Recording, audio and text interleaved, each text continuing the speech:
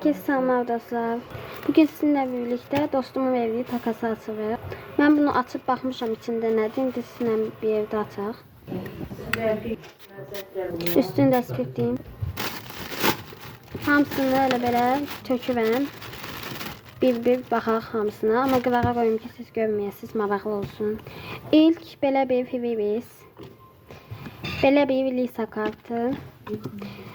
Belə bir kart özü düzəltib. Belə bir kart çox qəşəngdir. Sleeve, sarı sleeve. Belə çox qəşəngdir. Belə stiker.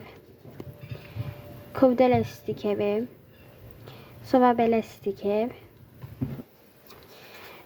Sinema rollu stiker. Slay yazısı.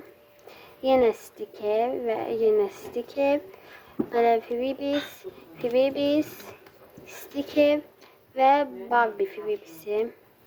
Verdikler bu şekildeydi. Videoya like atıp kanalıma abone olmayı unutmayın. Sağ olun.